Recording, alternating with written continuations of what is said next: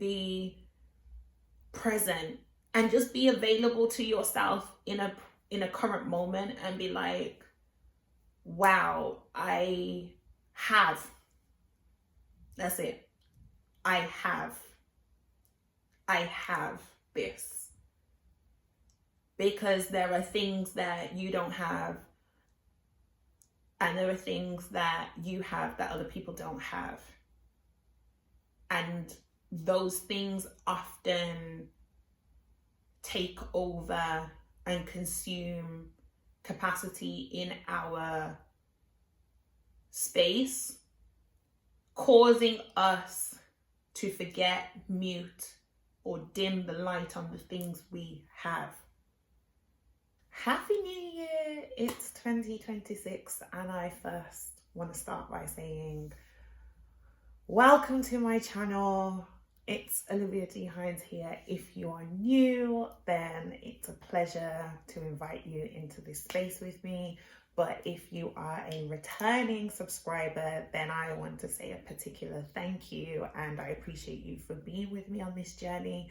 I have officially had this YouTube channel for 4 years now. Today is the 4th of January, and it was the 4th of January 2022, my first January since moving out of my mum's house and into the city of Manchester in England, in the United Kingdom, aka the UK.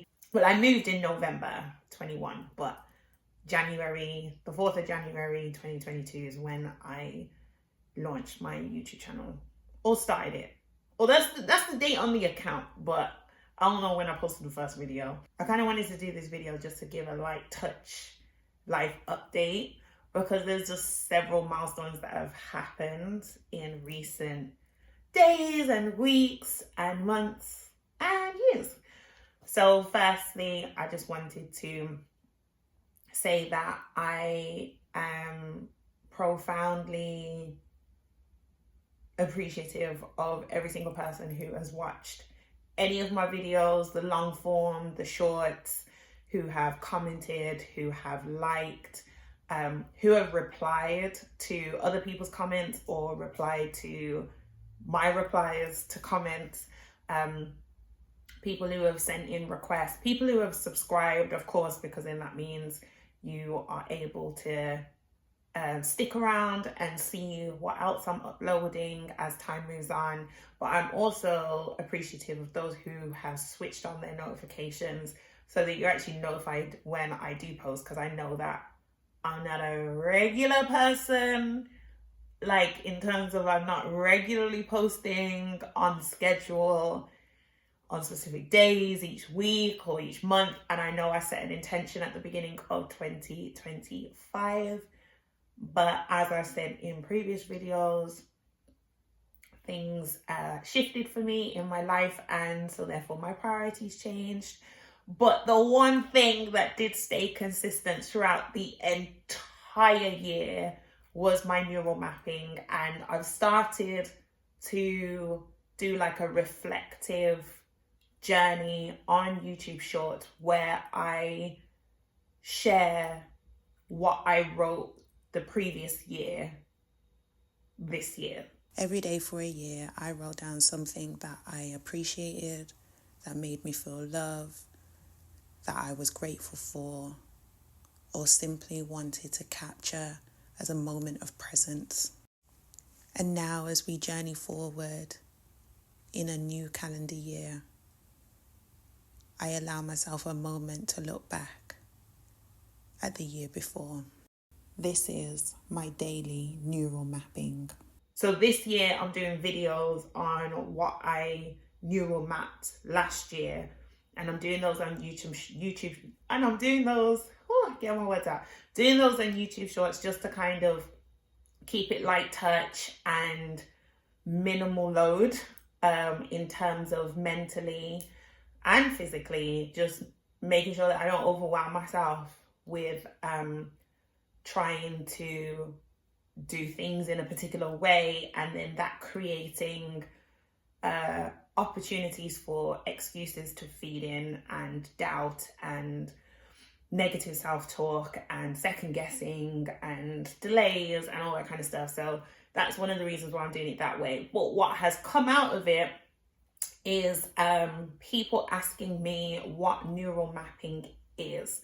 And so I thought that I would use this opportunity, this 4 years on YouTube anniversary, as well as the first video that I am recording long form, talking to camera in my new home, because I moved from my city apartment in Manchester to a flat in a more residential area a few months ago, back end of 2025. Another reason why I wasn't like pushing content out intensely. There was just a lot going on last year. Last year was just a big year in so many ways.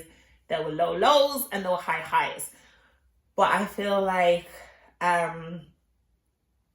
I'm moving forward. I'm continuing. I'm making progress. And this habit, this lifestyle decision, I won't say lifestyle choice, I'll say lifestyle decision, this practice, this anchor, which is what it has become, has really held me together and afforded me the opportunity to really just live in the present and live moment to moment. And it has allowed me to stay sane and stable through a lot of turbulence. Now, I was going to record a bit and then pause and see what this looks like, because this is also the first time I think it's the first time I'm recording using an iPhone camera where I'm not using the selfie. So I actually cannot see what I look like. I'm hoping I'm angled well, and I'm not sitting too low on the screen or too high on the screen, or not too left or too right, or right, left, right. I don't know. We'll see how this turns out. But I'm also hoping that the lighting's good and the audio's good. But anyway, just to give a quick introduction to my neural mapping, so that people who are curious about it from seeing it on my shorts can have a place to reference, just to understand it in terms of my way of doing it. So I will emphasize that. I will frame it by saying there's no right or wrong way to do this. It's just the way in which I've chosen to do it. You can say it's a different way of journaling, but then it is also note-taking. It's also something I find very therapeutic and simple, but it's also creative and wacky. And so I can only ever describe it from my own personal experience. If it's something you want to go ahead and do, then by all means, just do what feels right for you, what feels aligned to you. But you don't need to check it with anyone, like absolutely no one. I've done this for an entire year, more than a year now, but for an entire year, my way. So I would advise anyone who wanted to try it out as the tool, try the tool out, not necessarily my method, but explore the tool, do it your way, and I will celebrate that with you, doing it your way.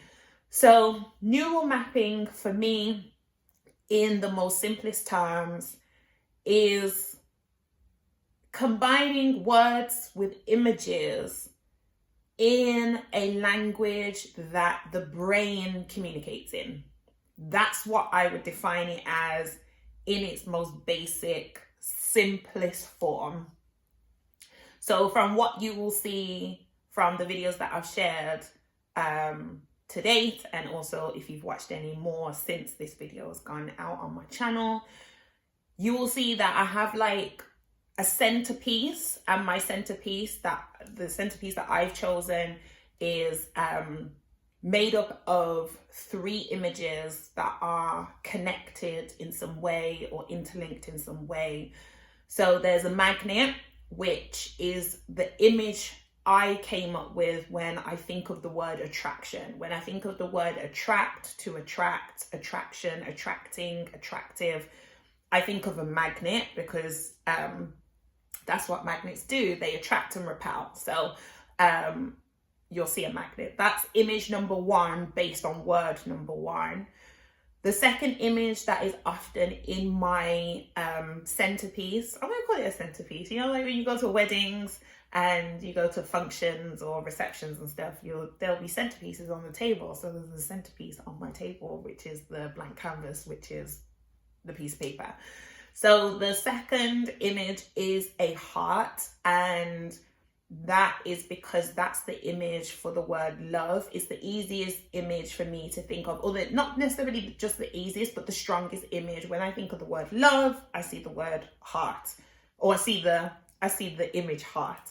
Now, I also do think of love in terms of various things, people, moments, experiences, but in terms of something that I could allow my brain to not have to do too much heavy lifting, I just went through different images and thought the heart is one that I can make the most consistent. Now, at the moment, in all of my neural maps, and I'm currently on map number 19. So I've done 19 centerpieces, from which there are branches with all my daily notes on them. But I have drawn number 20, but I'm not ready to jump onto that yet because I still need to fill number 19's page. But all of my hearts basically are red or pink, like more red, but they're like reddy pink. But I do in the future want to explore doing hearts in other colors.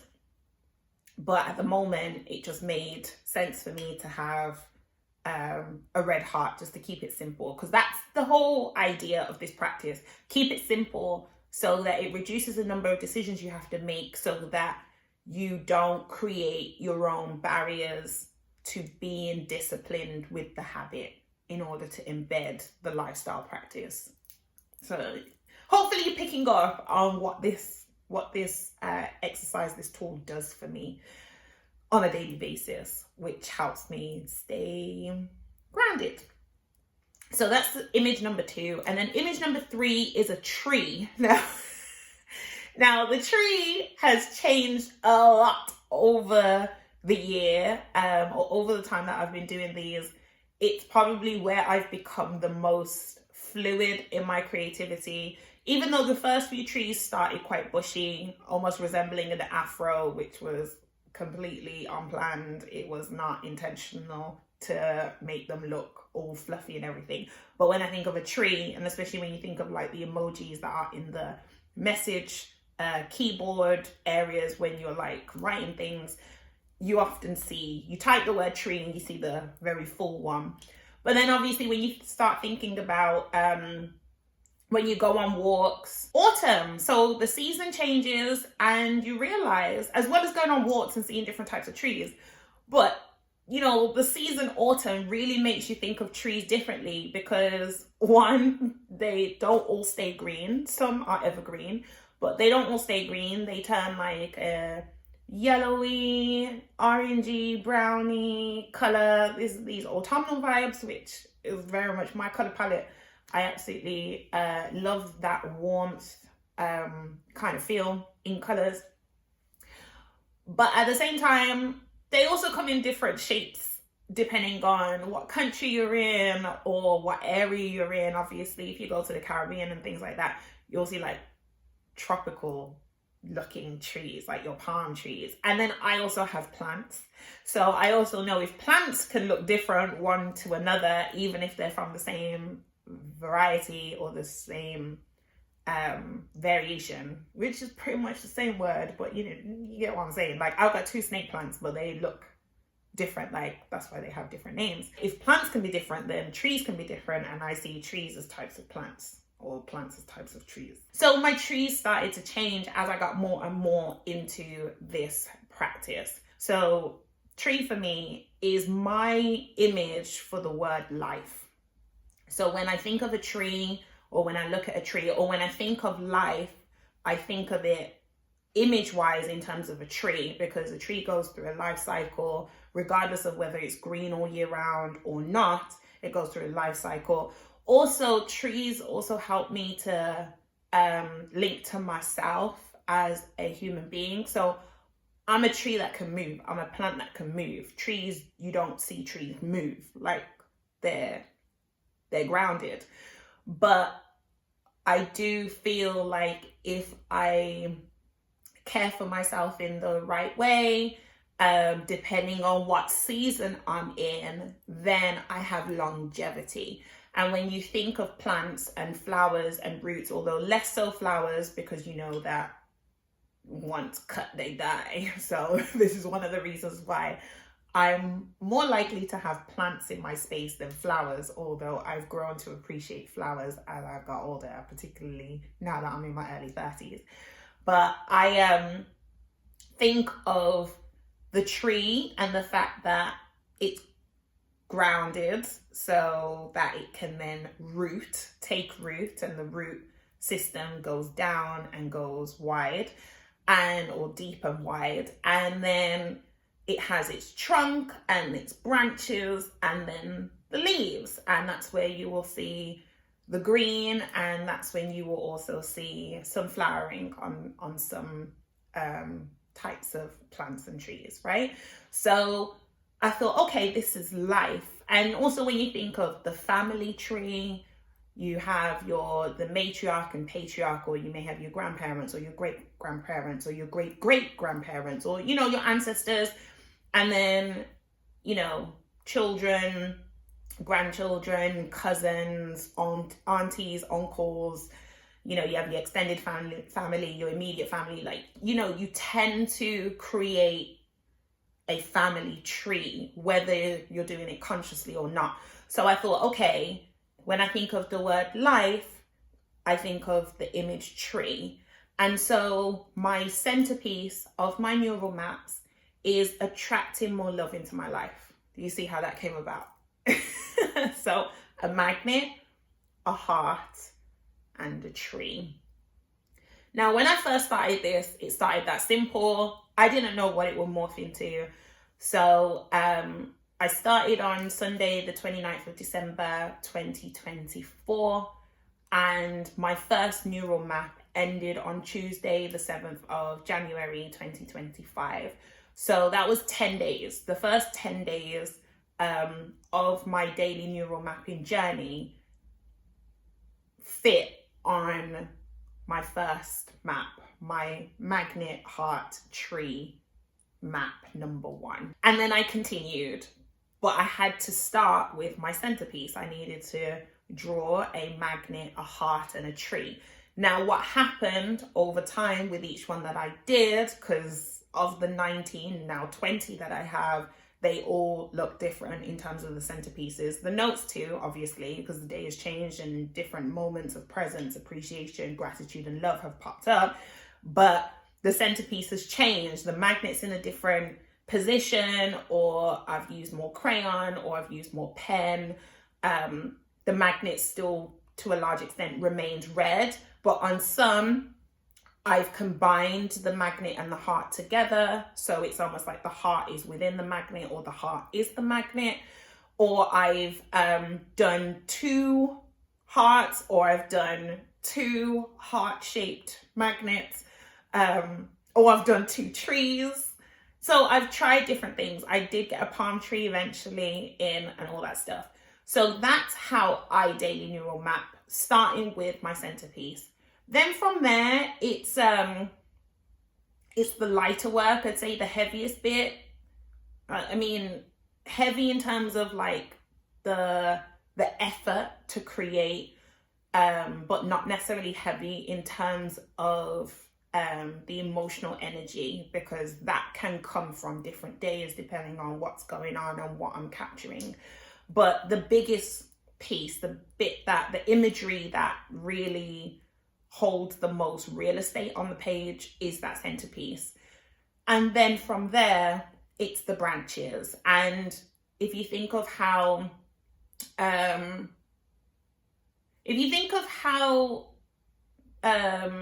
neurological connections are visualized for the human being to understand, you see these lines and then they spark off into these other branches. Just think of like your artery system, your vein system, your blood system, like on a biological level. So in this case, in a neurological level, if you just Google how your brain looks when it's making connections, or, you know, like synapses. I'm not getting too heavy into the science, but if you just look at that, that's kind of the visual of my map. So it's an exercise that I got from a cognitive performance training course that I went on towards the later end of 2024.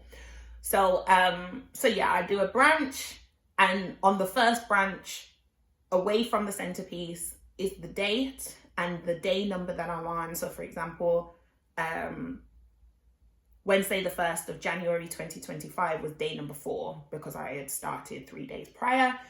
And so I would write Wednesday the 1st of January 2025, write the day number, and then off the date, I then write the things that day that made me feel gratitude, appreciation, love, or it was simply a moment of presence. And so today, last year, Saturday the 4th of January 2025, it was buying fresh produce, having an awareness of sensations in my body and skin, and experiencing upgrades in my life. For example, getting some new earbuds, because I got some new earbuds so that I could work out in the gym when my city apartment had a gym in the building, without the cable, and really enjoy a noise cancelling experience and all that good stuff. So the things that I write down on the branches significantly change one day to the next, because I'm really just being present and living in the moment. And most days I write down 3 things or more. As I've moved through this journey, like my later maps, compared to my first 5 maps, my last 7 maps have been compact. Like, as I said, map number 1 has 10 days on it, but the last 5 to 7 maps, I've been able to cover 3-4 weeks worth of experiences. And my writing's got smaller, and on some lines I write just 1 word, other times I write 5 words. So I try and keep it as light touch as possible, so I don't write too much, so it's not like a full sentence, but just enough for me to be able to make sense of it if I was to look back, which is what I'm doing now in 2026, looking back at 2025. So that's how I set up my daily neural map. And I think the last thing I'm going to share with you in this video, before I make it too long, and at a later stage I can do an update or a follow-on, a part 2, to expand on it more if people want to know about the practice a bit more in terms of what I do and what you may want to do if you want to do it. But I definitely wouldn't tell anyone that you have to neural map this way. But yeah, the last thing I will share with you is how I got to this. So I created this from a combination of 2 tasks I was set by a brain trainer, or by 2 brain trainers, but it was one of the 2 that set both pieces of homework from my memory. One task I had to do is take something that's not a problem for me. And I was like, okay, what's something that's not a problem for me? And I was like, okay, making my bed, it's not a problem. It's something I've had to do every day of my life for as long as I can remember. And more so in my adulthood, since moving to Manchester, it's actually something I take a lot of pride in, making my bed, especially with the number of pillows that I have. And most of them I don't sleep on because they're decorative. And then the number of duvets I have, and when I used to have a throw, and the cushions, and the whole assembly, the whole process is very grounding for me as an exercise. It actually has morphed into me making my bed is me telling myself that I can achieve absolutely anything else I do that day because I've made my bed. I've started with a very strong, grounded intention and action. When I was moving to Manchester, I said that I wanted my bed to look like a hotel bed. And therefore, in order to do so, it's going to be a bit extra. But to me, it's not extra. And what it's done is help me be present with myself first before I go into work or go into life that requires me to engage other people or consider other people. It's like I can focus on my own vessel first, be aware of who I am, where I am, and what I'm doing, regulate myself, because I have different stages, layers to steps to go through. And once my bed is complete, it's like, okay, if I don't do anything else, I've done that. And so today's already been a good day.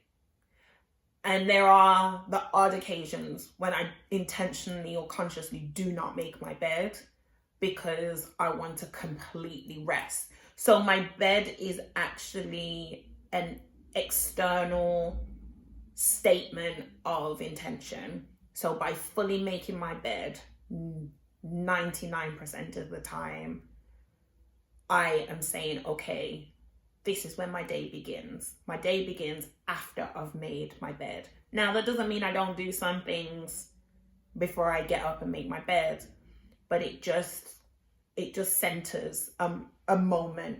And it also allows me to be extremely grateful for something that is easily taken for granted, which is having a bed to sleep in.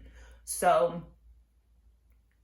I made that the thing that I don't have a problem with. I don't have a problem making my bed. I don't complain about making my bed. I don't huff and puff when I make my bed. It's not something I feel like I have to do. It's something I feel I get to do. And so when I was asked in a room full of other people who were also on this training course to think of something that's not a problem, that was the first thing that came to me, making my bed. For other people, other things came up. And then the coach said, make it a problem. So take something that you don't have a problem with and make it a problem. So I've now got to think that making my bed is a problem. And we now need to solve that problem. And you don't just need to solve that problem with one solution. You need to find 30 solutions to that non-problem problem every day for 30 days. So how many solutions do you need by the end of those 30 days? 900. And I was like, whoa, okay. So I started off as quite a logical thinker. This is why I ask a lot of questions. My brain is constantly seeking understanding. So I ask myself a lot of questions. I ask people other questions. Like, the questions I ask verbally is only a small percentage of the questions that are actually going on in my head. So I am a naturally inquisitive being. So I was thinking, okay, how on earth am I going to make my bed 900 times? But then you dial it back and you think, okay, I don't need to get to 900 straight away. I just need to get to 30 one day at a time. And then I don't need to just get to 30 in one go. I just need to write one solution down and then another solution and another solution. So when I first started, I started very logically. I got, family members, friends, to make my bed, other people I can think of.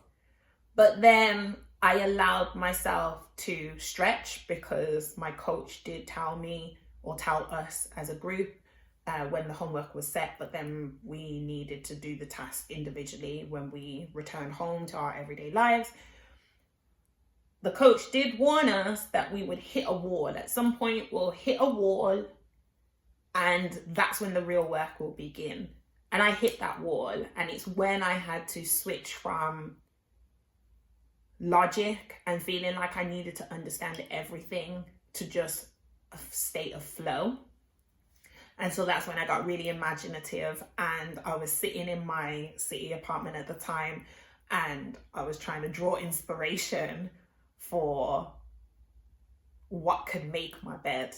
And so I'd be sitting in my living room, or I'd be sitting in the kitchen, or I'd be sitting in my bedroom, and I'd be like, what's around me? And I started to use my plants and kitchen utensils and furniture and weather conditions and all this kind of stuff that would make my bed. And then it made each day beyond the point of the wall easier, smoother, almost quicker, fun, exciting. And as I wrote stuff, words, I found images. So that's what created the neural maps. And I don't even know how many of those I have. So I have a collection of neural maps where I have a bed drawn in the middle, and then I fill the page with the solutions. And then when that page is full, I draw another bed and fill the page with solutions. And I reached over 900. So that was one task.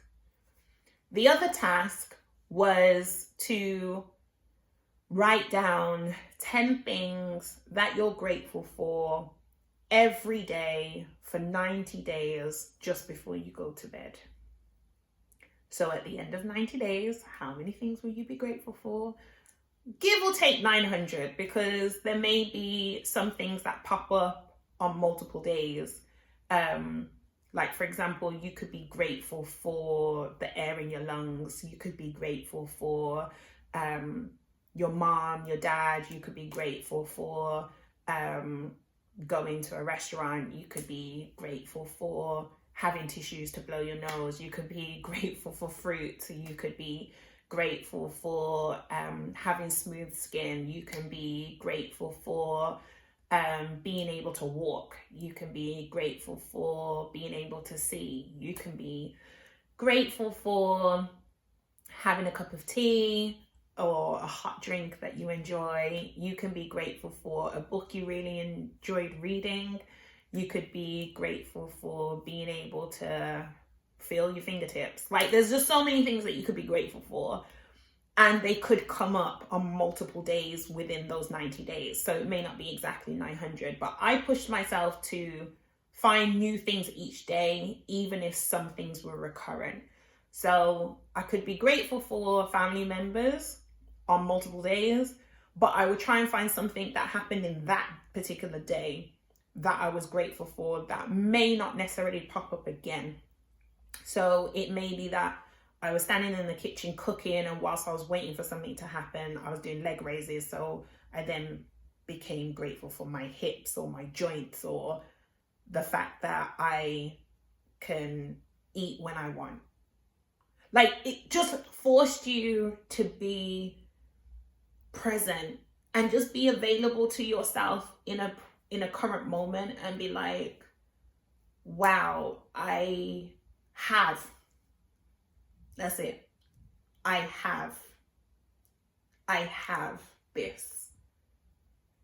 Because there are things that you don't have, and there are things that you have that other people don't have. And those things often take over and consume capacity in our space, causing us to forget, mute, or dim the light on the things we have. So doing that exercise required me to focus on what I have, where I am, who I am now, and not become overly concerned with what's gone or what's coming, but just to be in the now. And so when I finished task 1, because that was only 30 days compared to task 2 being 90 days, when I finished task 1, what happened that I didn't anticipate would happen was how calming and therapeutic the exercise was. So even though it was a challenge to find 30 solutions every day to a non-problem problem, and it started to get real wacky with the things that I was using as solutions to make my bed. I was attuning to how the exercise was making me feel as each day went by. And what I found is that for someone who thinks a lot, the exercise helped to neutralize overwhelm. It allowed me to move away from all the things I gotta do for work and for life and just be here. And it's like, all I gotta do is think about making my bed right now.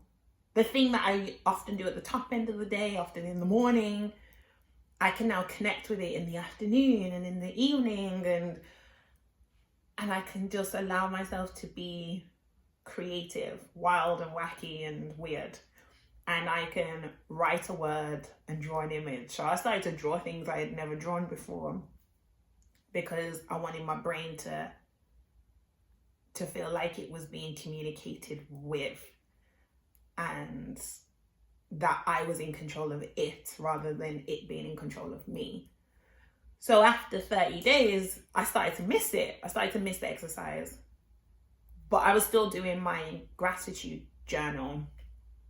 And so 3 days later, I came up with this. My daily neural mapping, where a magnet, a heart, and a tree would be connected, so I attract more love into my life by looking at the love that already exists, looking at what I already have. What moments of now can I capture? And so I took the neural mapping of task 1 and the gratitude of task 2 and said, okay, rather than putting a time frame limit on it, so it's not 30 days, it's not 90 days, let me just do this indefinitely. Let me just do this every day. But let me write or aim to write at least 3 things every day. So not 10, like task 2, and not making my bed or finding solutions to problems, because I'm not necessarily looking at problems in my life. I'm looking at things that make me feel joy or love or peace. And at times, some days have been harder than others because of the experiences I've had. And I did hit my wall, but I won't go into that in this video.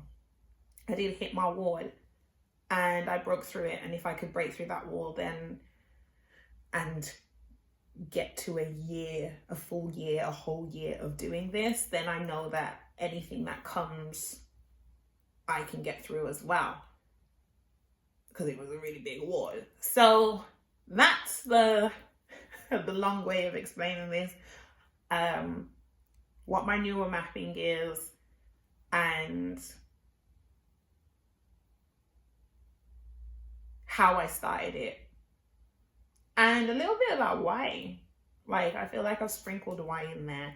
So if you want to continue to see where this journey continues to take me, I am not promising or stating exactly what I'm going to be putting on my YouTube channel, because I put all sorts of things. Life is full of experiences and moments, and so sometimes, yes, I'm talking about my locs, and other times I'm talking about the TV shows I'm watching, and other times it's the books I'm reading, or the places I get to go, or the thoughts that are roaming through my head, or the feelings that I'm having, or no vocals from me at all, and it's just some background music whilst I'm doing something that gives me a sense of now.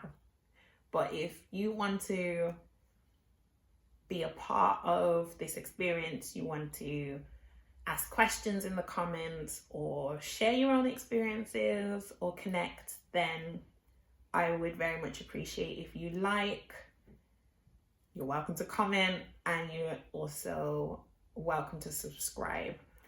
But I hope my content continues to serve you well. As I said before at the beginning, if you're new here, then bienvenidos, welcome.